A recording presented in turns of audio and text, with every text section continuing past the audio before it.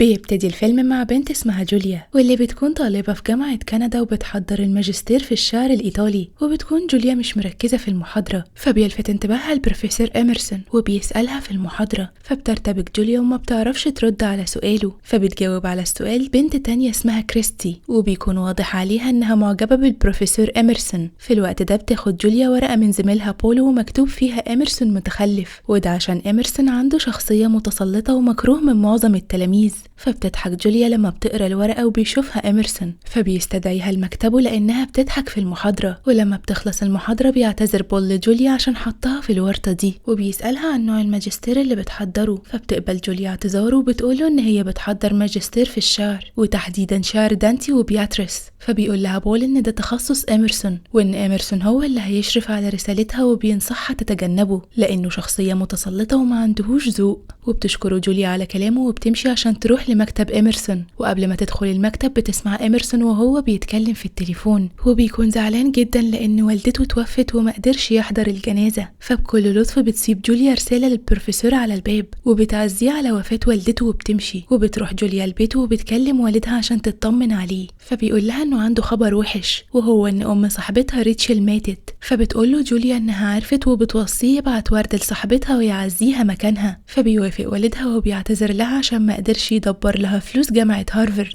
لكن لان جوليا بتمتلك شخصية لطيفة بتحاول ما تحسسوش بالعجز، وبتقوله ان هي سعيدة في كندا. تاني يوم بتروح جوليا الجامعة وبتشوف جواباتها، فبتتصدم لما بتلاقي إميرسون سايب لها الورقة اللي بول بيشتموا فيها وفاكر ان هي اللي كتبت الورقة دي. فالمشرفة بتنادي على جوليا وبتقول لها ان إميرسون بيستدعيها بشكل رسمي لمكتبه، وانه سجل الورقة دي في ملفها، وده معناه ان إميرسون هيرفض رسالة الماجستير بتاعتها بسبب اللي حصل. فبتتضايق جوليا وبترجع البيت، وبيكون واضح عليها ان هي عايشة في مستوى معيشة صعب، وده لان هي جاية كندا لوحدها عشان رسالة الماجستير. فبتجهز جوليا شنطتها عشان ترجع بلدها لانها متأكدة انه هيرفض رسالتها خلاص، وبتبدأ تعيط لانها مظلومة وملهاش ذنب في اي حاجة. وتاني يوم بتروح جوليا الجامعة بتوتر شديد، وبتدخل المكتب بتاع إميرسون وبيكون متعصب جدا. فبترتبك جوليا وبتقع شنطتها على الارض، وبتقع منها حاجات كتيرة. فبتبدأ تلمها، ولما بتقعد على الكرسي عشان تتفاهم مع إميرسون بيقدم لها الورقة اللي اتشتم فيها، وبيقول لجوليا انه عاوز تفسير للورقة دي. فجوليا ما بتقولوش ان بول هو اللي كتبها، وبتقوله انه ده سوء تفاهم مش اكتر، لكنه ما بيقتنعش بكلامها. وبيقدم لها ورقة تانية مكتوب فيها ان رسالة الماجستير بتاعتها اترفضت، وبيسألها عن السبب اللي ما خلاهاش تحضر لمكتبه زي ما قال لها امبارح. فبتعتذر له جوليا وبتقوله ان هي عرفت ان والدته توفت. فبيتعصب إميرسون لما بيسمع سيرة والدته، وبيقول لها انه اخد قراره وان رسالتها مرفوضة. فبتمشي جوليا وهي حزينة جدا وبتعيط. وبالليل بيكون إميرسون ماشي بعربيته وبتكون الدنيا بتمطر، وبيشوف جوليا وهي متغرقة في المطر، فبيطلب منها تركب عشان يوصلها. فبتركب جوليا معاه لان المطر شديد، وبيعرف منها عنوانها وبيوصلها لحد البيت، وبيطلع الشمسية وبيوصلها لحد شقتها. وبيدخل معاها وبيكون مش عاجبه المستوى اللي جوليا عايشة فيه، لكنه بيتعامل معاها بلطف اكتر، وبيقول لها تغير هدومها عشان ما تتعبش. وبتدخل فعلا عشان تغير هدومها، ولما بتطلع بيسألها إميرسون عن السبب اللي مخليها عايشة في بيت بسيط زي ده. فبتقول له جوليا ان التكاليف غالية وهي اختارت شقة بالفلوس اللي معاها. فبيسألها بتاكل ازاي والمكان اصلا ما فيهوش مطبخ. فبتسكت جوليا وما بتعرفش ترد. فبيعتذر إميرسون على تدخله وبيستأذن عشان يمشي، وبعد دقايق بيرجع تاني وبيطلب من جوليا انها تلبس عشان يعزمها على العشاء. فجوليا بتقوله انه مفيش سبب يخليها توافق، خصوصا لانه لسه رافض رسالة الماجستير بتاعتها. فبيقول لها إميرسون انه هو فعلا متخلف زي الورقة ما بتقول. فبتضحك جوليا وبتوافق تخرج معاه. فبيوصلوا لمطعم ايطالي وبيرحب بيهم الجرسون باللهجة الإيطالية. فبتشكره جوليا بالإيطالي برضو، وبينبهر الجرسون لما بيسمع جوليا بتتكلم بالإيطالي، وبيوصلهم الترابيزة بتاعتهم. ولما بيقعدوا بيسأل إميرسون جوليا اتعلمت الإيطالي امتى. فبتقوله ان هي كان عندها شغف في الأدب الإيطالي من وهي صغيرة. فبتتوتر جوليا وبيكون واضح ان هي مكسوفة، وبتقوله ان واحدة صاحبتها هي اللي رشحت لها أدب دانتي وبياتريس. فبيحس إميرسون بشعور غريب تجاه جوليا كأنه يعرفها بس مش فاكرها. وبتنتهي السهرة وبترجع جوليا البيت،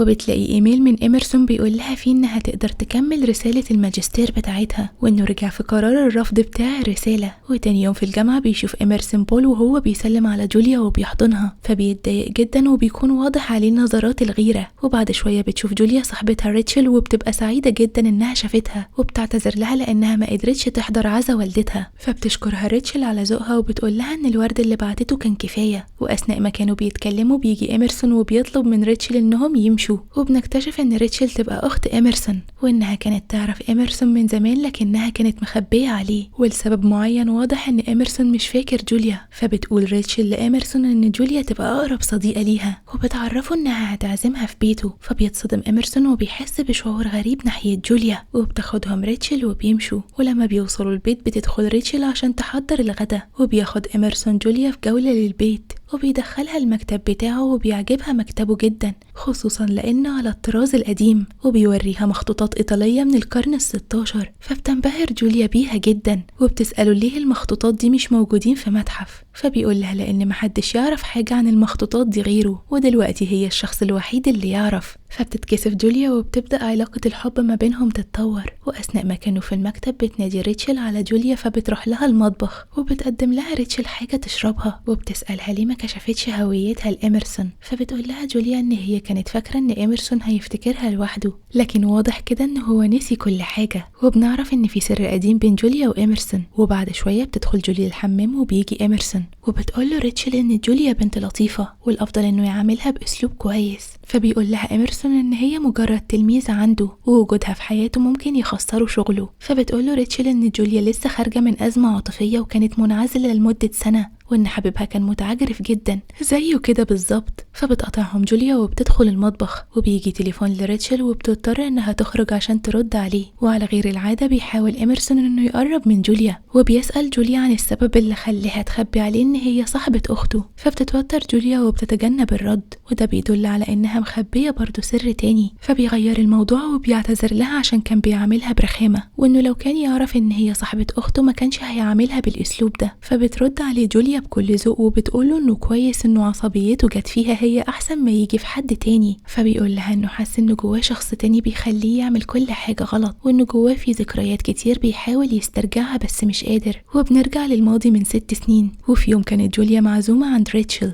فبتدخل جوليا البيت وبتلاقي البيت متكسر، وريتشل قاعدة جنب صاحبها وبتكون بتعيط. فبتسألها عن اللي حصل، فبتحضنها ريتشل وبتقول لها ان إميرسون اخوها اتخانق مع ابوها وكان متعصب جدا لدرجة انه ضرب ابوها. فبتعيط ريتشل وبتسيب جوليا وبتمشي، وبتروح لإميرسون وبتكون حالته سيئة جدا، وبخجل شديد بتقعد جوليا جنبه عشان تحاول تهون عليه. فبيلاحظ إميرسون انها سقعانة، فبيديها تلبس الجاكيت بتاعه. فبيبدأ ساعتها يتعرف على جوليا لأول مرة، وبيسألها عن السبب اللي خلاها ما تخافش منه مع انها عارفة ان شخصيته وحشة ومش مفهومة. فبتتجنب جوليا الرد على سؤاله، وبيقول لها إميرسون انه مخنوق جدا من نفسه ومش فاهم ايه اللي بيحصل معاه ده، وانه شيطان بيدمر كل اللي بيدخل حياته. فبتحاول جوليا تهون عليه، وبيكون واضح نظرات الإعجاب في عيون إميرسون، وبيعرض عليها يقوموا يتمشوا. فبتوافق جوليا وبيمسك إميرسون ايديها وبيتمشوا، وبيروحوا لحديقة جميلة وهناك بيديها تفاحة، وبيقول لها ان هي فيها شبه من الشاعرة بياتريس. ومن هنا بتعرف انه السبب اللي خلى جوليا تعمل ماجستير في شعر بياتريس هو حبها لإميرسون. وبعد كده بيناموا جنب بعض، وبيقول لها إميرسون انه بيحبها لكن للأسف لازم يسافر كندا عشان يكمل رسالة الدكتوراه. فبتقول له جوليا ان هي كمان بتحبه ومش عاوزاه يسافر. فبيقطعها إميرسون وبيقول لها انه لازم يسافر، وانها لو بتحبه فعلا لازم تدور عليه وتفضل جنبه.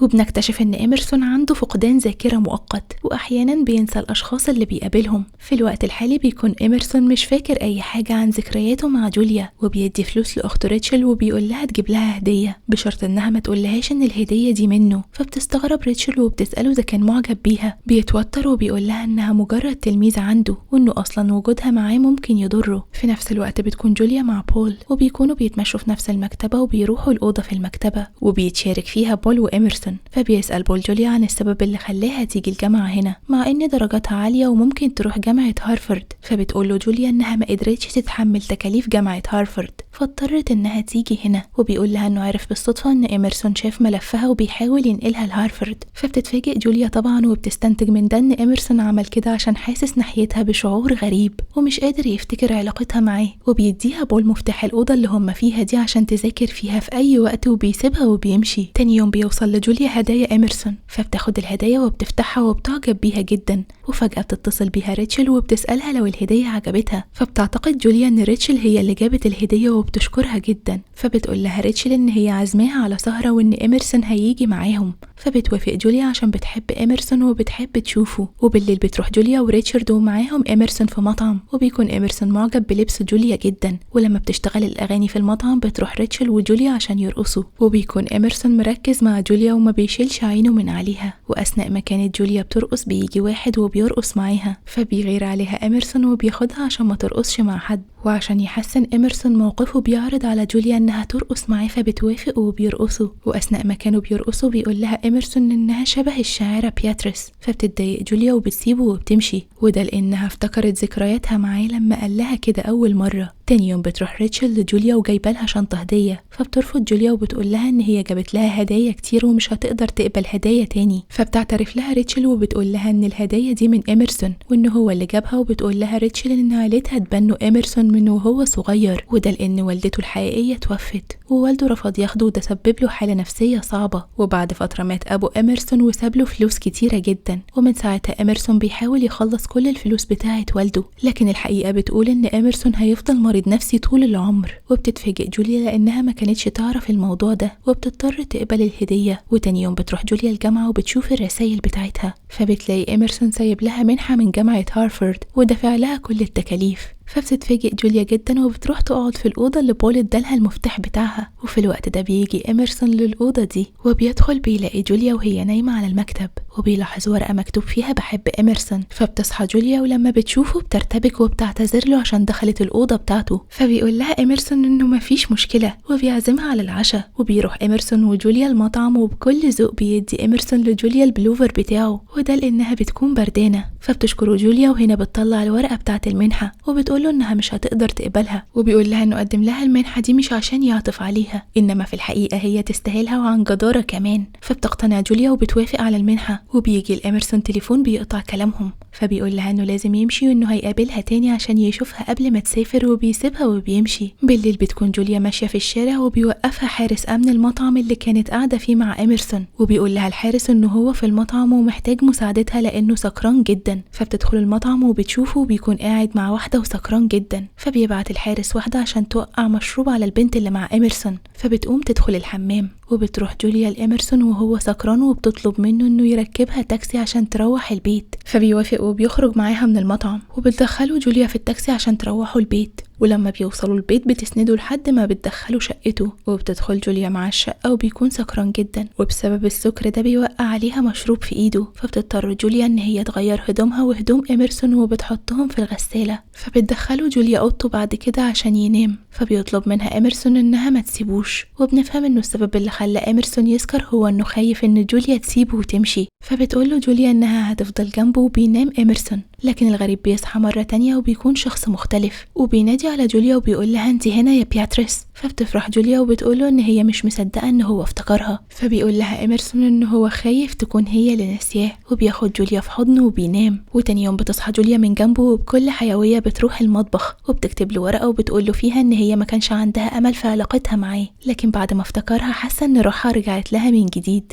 وبياتريس هتفضل تحبه للأبد. وبعد شوية بيصحى إيمرسون وبيشوف جوليا في المطبخ، وبيكون ناسي كل حاجة. فبيزعق لجوليا وبيسألها عن سبب وجودها في البيت. فبتتوتر جوليا وبتوقع بيضة على الأرض، وبتسأله إذا كان فاكر أي حاجة من امبارح. فبيكلمها بعجرفة وبيقول لها إنه مش فاكر أي حاجة. فبتتعصب جوليا على إيمرسون وبتقول له يكلمها بأسلوب كويس، وبتسيبه وبتروح تاخد هدومها من الغسالة. فبيلحقها إيمرسون وبيسألها لو كان أذاها امبارح. فبتقول له جوليا إنه ما أذاهاش امبارح لكنه أذاها دلوقتي. فبيروح للمطبخ وبيقرأ الورقة اللي كاتباها جوليا، ولما بيشوف اسم بياتريس في الورقة بيروح لجوليا قبل ما تمشي، وبيسألها عن السبب اللي خلاها تكتب اسم بياتريس. فبتقول له جوليا إن هو اللي سماها بياتريس، وهو اللي خلاها تدور عليه وتفضل معاه، وبتفكره بالكلام اللي كان قاله لها من 6 سنين. وبعدها بتسيبه وبتخرج بتخرج وبتمشي، فبترجع الذاكرة لإيمرسون مرة تانية وبيفتكر إن جوليا هي بياتريس حبيبته. وأثناء ما كانت جوليا بتركب الأسانسير بتقوله بغضب إنه إنسان مريض وهي غلطانة إنها بتحاول مع شخص أناني ومؤذي، وإنه العلاقة الصحية لازم يكون فيها حب وحنية مش عجرفة وأنانية، وقررت تنهي علاقتها بيه. وبس كده بيخلص الفيلم. لو عجبك الفيلم ما تنساش تعمل لايك ومتابعة للبيج.